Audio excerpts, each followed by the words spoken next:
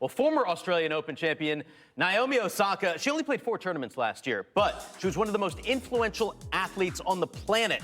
She raised awareness at the U.S. Open by wearing 7 masks, each with the name of a Black American victim of violence. Lindsay, she has truly found her voice. Yeah, it's been amazing to see her evolve over the last couple of years. And also, she is one of the few players we've had in our sport that really transcends it. And people know her all over the world, not just as a tennis player.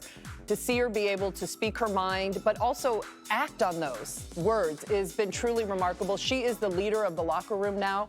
Every player in there looks up to her. They look to her to see how she's acting, what her thoughts are on social media.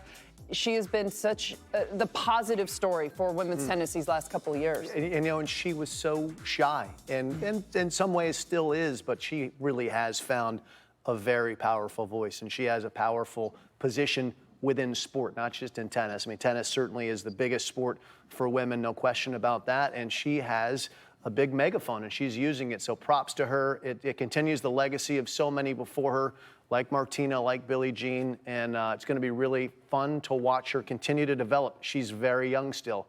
This has been really impressive.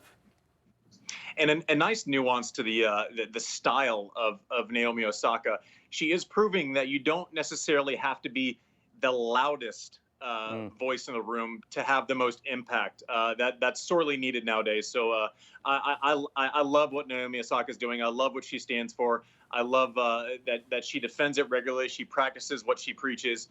Props, and I wish nothing but success for her. Tennis needs her. Yeah, and also you see her on the court and how she now manages. She's been so open about the pressure that she feels and everything that she's gone through, but let's look at her game. I mean, she has that great combination of athleticism, of power. She's learned consistency also these last couple of years, and that has really helped her become a Grand Slam champion. Everything. She's not afraid to put in the hard work. She's not afraid to change her game. She listens to her coaches.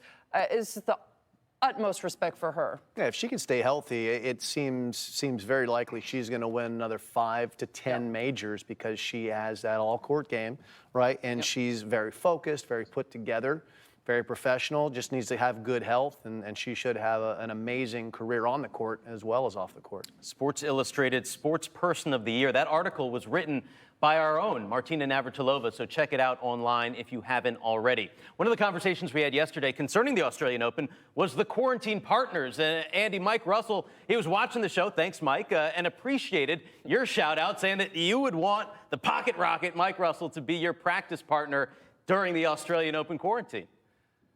Yeah, Mike and I had a bit of a text after the show. I was extremely humbled that in my hypothetical quarantine practice situation that Mike had accepted my my invitation. That was extremely flattering. I need those moments nowadays. I actually was able to, after I had said that ISNER would be the absolute worst practice partner in the history of mankind on air yesterday, I texted him, threw myself on the sword and told him what I had said and said who drew the short straw, and he said Sam Querrey had accepted John Isner's invitation for the opportunity to have the worst practice week ever before the Australian Open.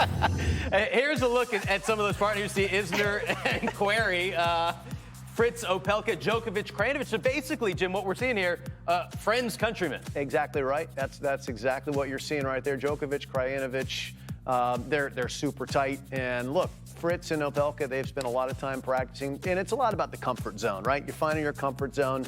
And I mean, ISNER and Querrey, that's Quizner for you double fans out there. They've won a Masters 1000. That's right. So they'll be comfortable. And, you know, and Andy, wasn't John defending his practice, saying he's not as bad as you think he is?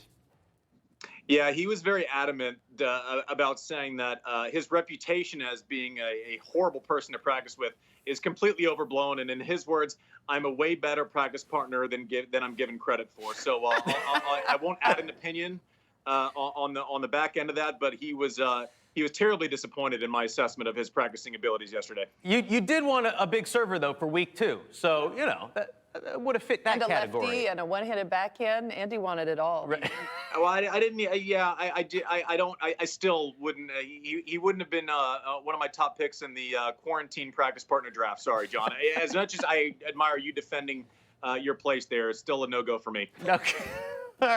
We still love you, John. All right, on the women's side, we found out some of the pairings as well. Some interesting ones, Lindsay, with Sofia Kenin, the reigning Australian Open champ, going with former Roland Garros champion Jelena Ostapenko. You think there'll be some intensity out on that practice court? Absolutely. You also have the nice combination of Svitolina and Swiatek.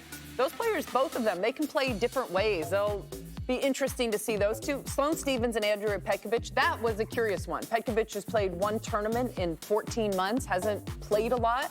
But Sloane obviously gets along with her, wanted a little bit of comfort out there. Yesterday we heard from Madison Keys, she'll be with Jen Brady. We'll hear more in the coming days. You touched on this yesterday, Lindsay, that in the women's tour, it's not quite as common as the men's tour for players to practice together. Yeah. Oftentimes, the women have practice partners, so maybe that has something to do. We're seeing a little more border jumping, if you will, for the women, and the men's side, you're seeing a lot of fellow countrymen, if you will. And I'm almost certain that Serena and Venus would be paired together. Both of them go. They would be the two that are so comfortable with each other and they could run drills together. For a lot of the other top women, they play with their coach, they play with a hitting partner, so that'll be kind of a weird adjustment for them to make so close to a major. Can I ask a quick question before we go to Andy? What if they just want to play with their coaches and they just split the court? I guess they could, right? Right? Yeah, I guess they could too, right? All right, Andy? 2-on-1s? I don't know. Yeah.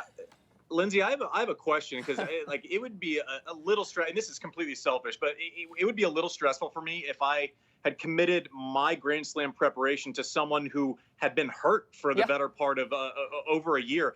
Would it be a phone call or a text that was made? Hey, how are you feeling? Are you healthy? Before it's like, let's do this practice marriage for a week. Yeah, I mean that's the gamble you take. Now, if someone like Sloane, maybe she also has someone there that she can hit with, but that's the tough thing with Petkovic. She's been hurt and hasn't played. Maybe that's her gamble, is she's going to hit with her practice partners.